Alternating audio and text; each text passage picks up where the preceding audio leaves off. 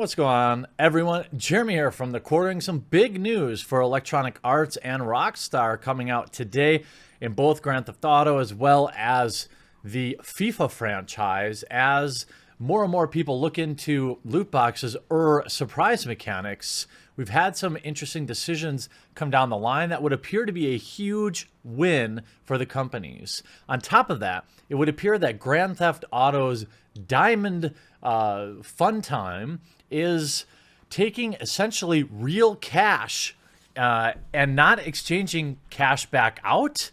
This might be the furthest I've ever seen a game go to exploit their players for money. I mean, it is literally in-game casino. So this coming out of the BBC just this morning, although it is something we've known since the update came out. Grand Theft Auto 5 has an in-game casino where real money can be spent on chips, but they cannot be converted back into cash. Wow. I mean, this day we knew was coming. We saw when Battlefront 2 came out, I thought that was probably one of the worst hookups of addictive gaming personality. Obviously, there's a lot going on in the mobile gaming world, Dungeon Keeper stuff, time gates, things like that. But this is, I mean, I don't know what else you call this. This is not a surprise mechanic. This is literally taking real money cash to play a virtual casino game. The new feature was launched as regulators grapple with whether or not in-game wagers should be treated as gambling. In Grand Theft Auto Online, players can buy in-game dollars with real currency and convert their virtual dollars to chips.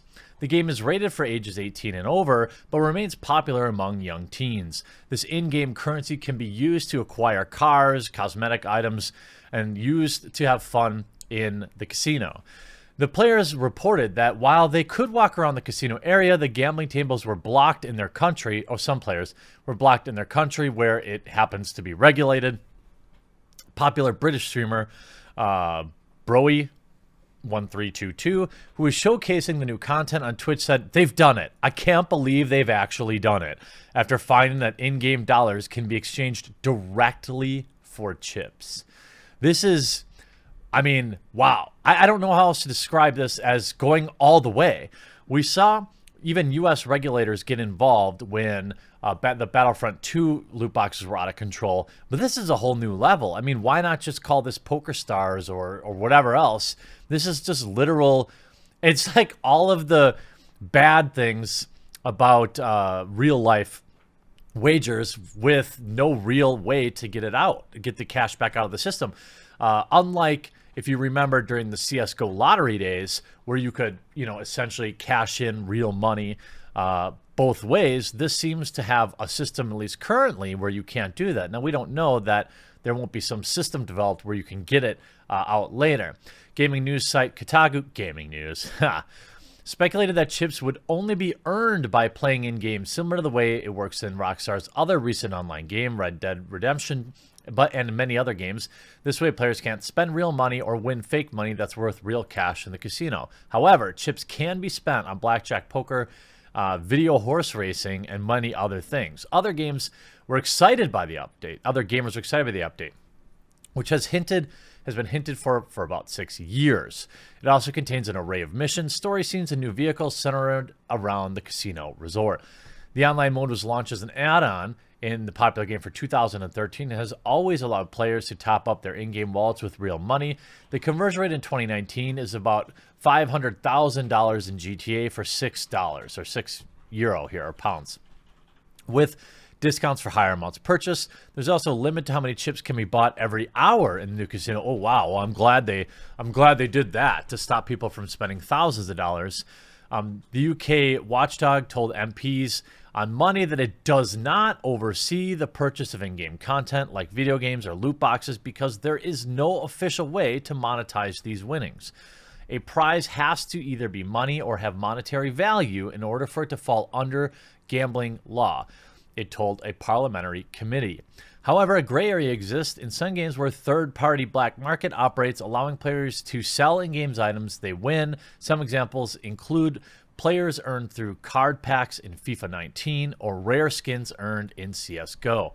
GTA items, meanwhile, are tied to a player's account, making it more difficult to sell them than other games.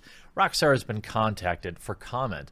Now, this is like, is literally a video game casino that takes real money. All right, that's what this is.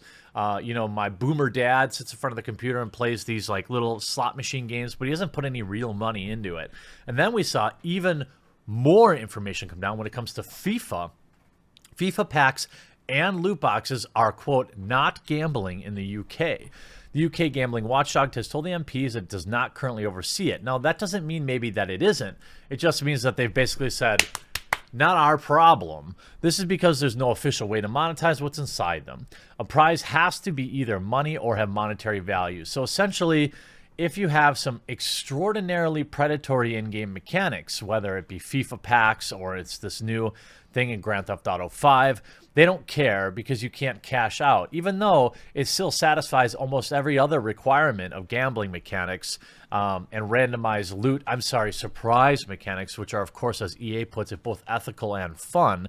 They don't want or care about the people that sink thousands and thousands and thousands of dollars into these things. Now, look, if you're over 18, there's nothing stopping you from buying lottery tickets. There's nothing stopping you from going to a real-life casino. There's nothing stopping you from doing whatever you want with your money. And unfortunately, games will take advantage of this, but that's not really my concern. The problem is, as people will put it, it's building these tendencies in young children who play these games and maybe take their mom or dad's credit card and go hog wild, as we saw stories coming out a week or two ago about a kid spending, the bank account playing FIFA. Like, let's look at this. If we look at the story about FIFA, okay, this is on the BBC just a week or two ago. 4 children spent nearly $550 in 3 weeks buying player packs to play FIFA football game online on their family Nintendo Switch console. In FIFA, special players can be bought in packs. The players themselves can't be bought in packs. That would be one thing. That would be bad enough. But the fact is you have to buy endless packs. It's like Magic the Gathering cards. You need a card for your deck. The deck that you're building. You need this one specific card. Like when I started playing Magic, there were no local card shops. There was no online shopping. If you wanted a Shivan Dragon or Force of Nature or some card like this, you had to buy endless packs and hope you got it. Nowadays, you can buy singles. It's much more easy, but the pack purchase and opening process to me still remains like a lottery. Their children's father, Thomas Carter, had bought them a single pack for around $8 and had not realized they'd seen how he made the purchase. The Nintendo Switch has been confiscated indefinitely. Nintendo has agreed to a full refund and has removed the purchased players. While FIFA is published and sold by Electronic Arts, the payments have been made via the family's Nintendo account. Nintendo did not respond to requests for comment.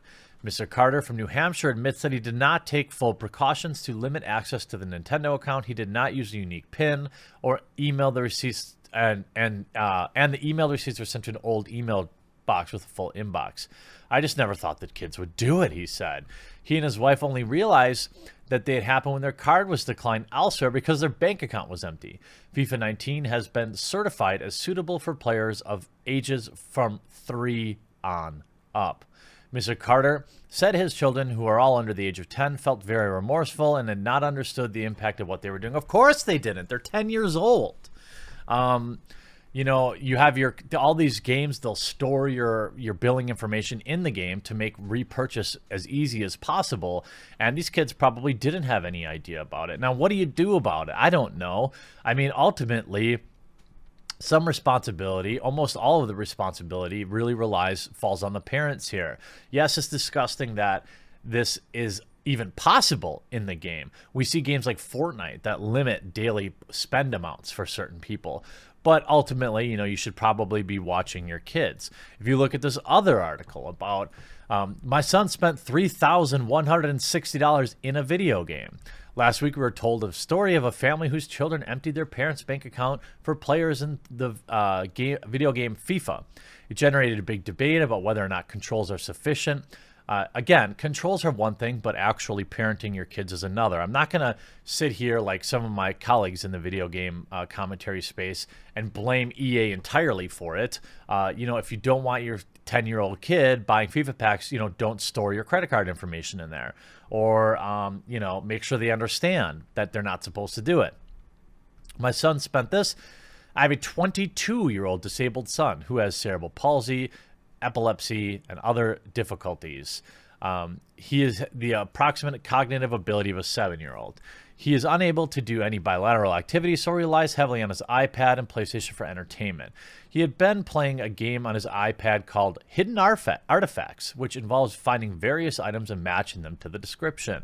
He had been charged $3,160 between the 18th of February and May 2019, clearing out his entire savings. I contacted iTunes, who were extremely helpful, but were unable to refund the amount of the suggested. I contact Blastworks Limited, the app developer and game provider. Under European rules, Apple users in the EU can request to cancel an order within 14 days of purchase. I had phoned and emailed several times, but no response. It's extremely distressing that vulnerable people, such as my son, become victims because what they thought were an educational game. Again, you've probably got to watch your kids. Here's another story. Basketball game cost our family $2,000. My 16-year-old son spent $2,000 on my money in EA's NBA basketball game. He used my bank card, and I didn't realize until I had a payment decline. He accessed the app via Google Play. EA made no response to me. Google Play has a disclaimer about kids using parents' details without permission. My daughter had to use her university savings to pay the bill for this and has caused a huge problem in the family.